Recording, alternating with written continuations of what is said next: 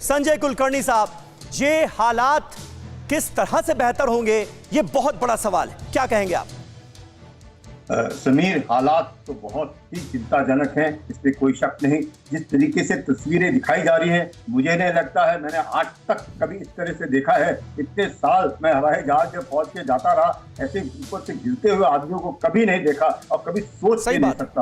और जिस प्रकार हेलीपैड और एयरपोर्ट के ऊपर भीड़ है, मुझे लगता है अपने इंटरस्टेट बस टर्मिनस में भी ऐसे हालात नहीं होते जिस प्रकार से उधर देखे जा रहे हैं। तो ये सब बहुत ही चिंताजनक विषय है। लेकिन अब आप देखिएगा क्यों जो 96 और आज की अगर हम बात करें तो चंद एक चीजें जो है वो तकरीबन एक जैसी नजर आती हैं, एक्सेप्ट बट दो एक बहुत खासियत अगर मैं आपको बताऊं। उस वक्त जब 96 में तालिबान आया था तो निजाम ये कौन अपने जो रजीबुल्ला है, उनका जो बॉडी देखी गई थी, उसको देख, उस खौफ को देख तो तालिबान के घानी जो है देश छोड़ करके भाग गए। उसके बाद जिस तरीके से खौफ उस वक्त था और खौफ आज है, और जिस प्रकार से उस वक्त भी तकरीबन 3-4 साल पहले से ही जब 96 में आए तालिबान का खौफ नजर आने लग रहा था, आज भी 2018 के बाद जिस प्रकार से अमेरिका ने तालिबान को तकरीबन एक तरीके से हौसला अफजाई की, एक तरीके से पूरे विश्व को और अफगानियों को बताया कि आज के बाद या 3 साल के बाद मई में 2021 में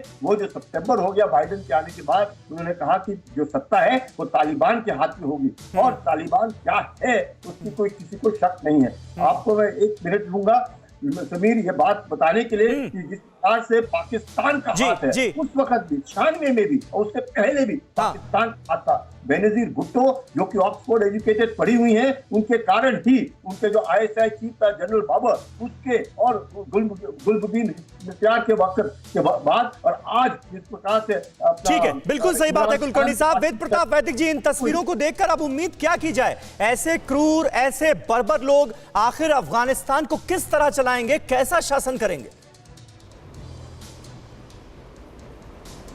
देखिए, अगर पुराने इतिहास के आधार पर हम मूल्यांकन करें तो बात बिल्कुल साफ है कि पाकिस्तान की मदद के बावजूद, पाकिस्तान के शासन करने की सहायता के बावजूद अफ़गानिस्तान में अराजकता फैल सकती है, क्योंकि तालिबान भी एक मत नहीं है। 3 उनके शूरा चल रहे हैं, क्वेटा में है, मिरानशाह में है और पेशावर में है।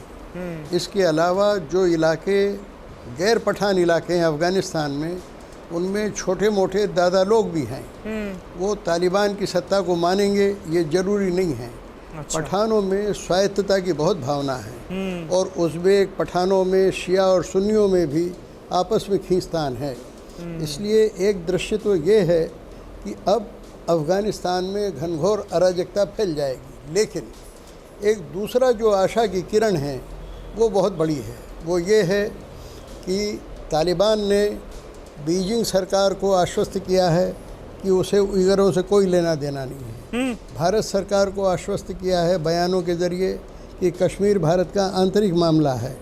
उन्होंने भारत ने जो $3 बिलियन लगाए हैं अफ़गानिस्तान के नवनिर्माण में, उसका आभार माना है, उसकी तारीफ़ की है। लेकिन ये भी कहा है कि भारत अगर फ़ौज भेजने की कोशिश करेगा तो हम भारत से मुकाबला करेंगे। इसके अलावा जो सबसे बड़ी बात है जिस पे हमको ध्यान देना चाहिए कि तालिबान मूलतः गिलज़ई पठानों का संगठन है और गिलज़ई पठान बड़े लड़ाकू, बड़े बहादुर और बड़े ऑटोनमस किस्म के लोग हैं, स्वायत्त किस्म के लोग हैं। मुल्ला बिरादर 8 साल ठीक है, आने वाले वक्त में भारत को लेकर उनका क्या रुख होता है ये देखने वाली बात होगी। अड़ी सोमवार से शुक्रवार शाम 6 बजे सिर्फ TV9 भारतवर्ष पर।